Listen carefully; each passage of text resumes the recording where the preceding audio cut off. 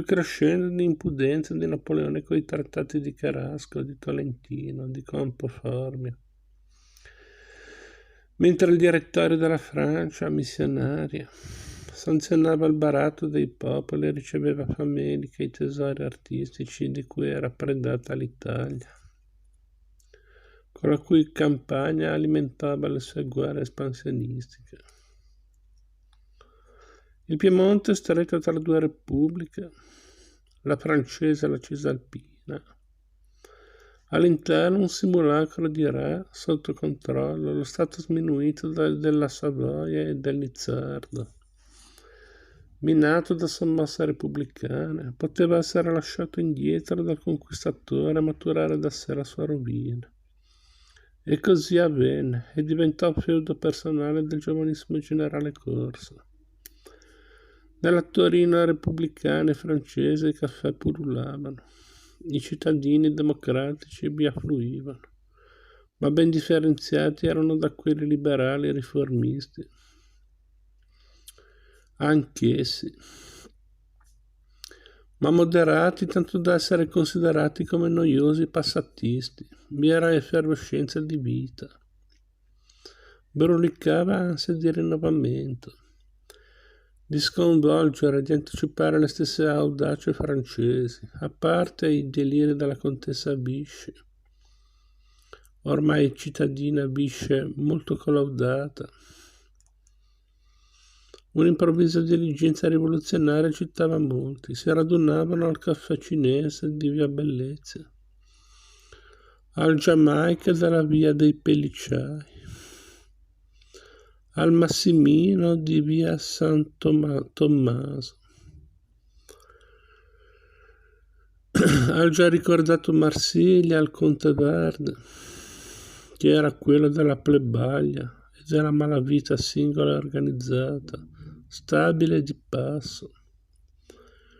Ma anche servivano alcuni come punto di riferimento per le bande di guerriglieri che subito si erano formate per non consentire riposo agli occupanti. Una di esse raccoglieva la nobiltà che non voleva accettare il nuovo ordine di cose e non potendolo sopprimere lo tormentava con la guerriglia, conducendola però da soldati.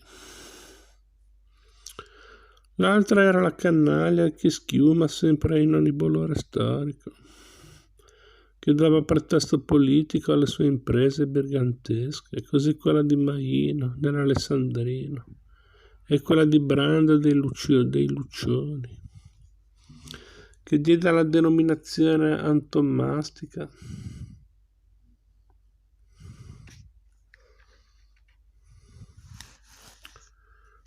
di Branda a tutti gli antirepubblicani.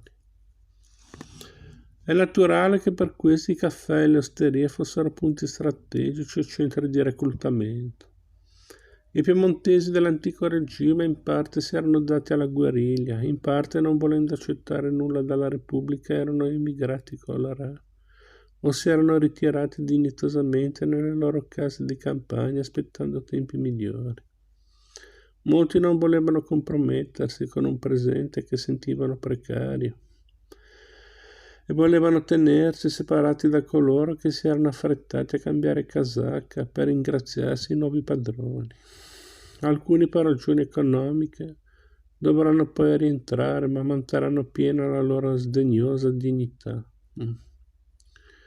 Ora rinasce in nuova edizione la massoneria per divenire spia di Napoleone e i massoni frequentavano molto il caffè Aurora in via San Tommaso, l'Oriente in via delle Patte, il Concordia in via di Po, il Cuori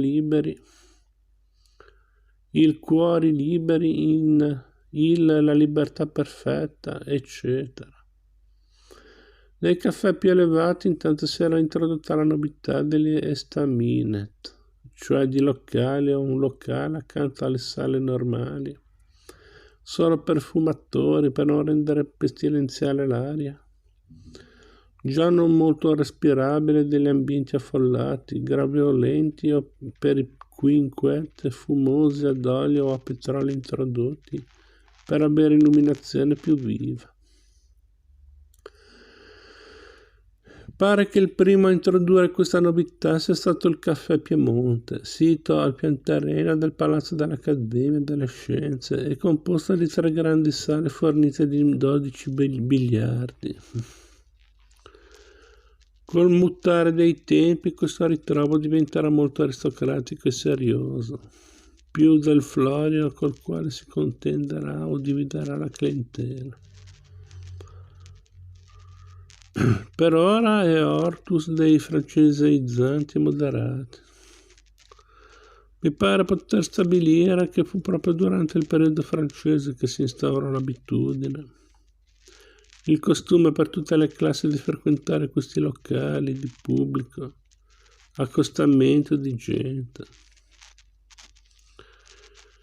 Da Rasta l'illuminismo e l'enciclopedia si erano maturati e diffusi nei caffè parigini e la rivoluzione dell'89 nacque al caffè du Palais Royal. La vita poi era divenuta così incalzante, così frenetica, così imprevedibili erano i successi del grande dominatore della scena del mondo tra il 1796 e il 1813, e quando si leggevano sul Repubblicano Piemontese, sulla Vera Repubblicana, sulla Gazzetta del Piemonte Eridanico, sulla Gazzetta Nazionale Piemontese,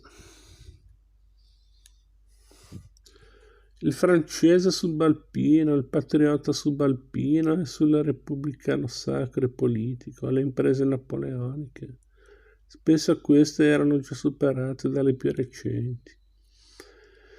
Poi vi erano i sempre nuovi e imprevedibili editti, disposizioni, norme che i piemontesi, non più sudditi di Sua Maestà Sarda, ma cittadini di una repubblica e più tardi di un impero francese, dovevano conoscere, ottemperare, eseguire e prima di tutto rettamente interpretare. Per questo servivano anche le riunioni e le discussioni nei caffè, con sempre ricco ordine del giorno.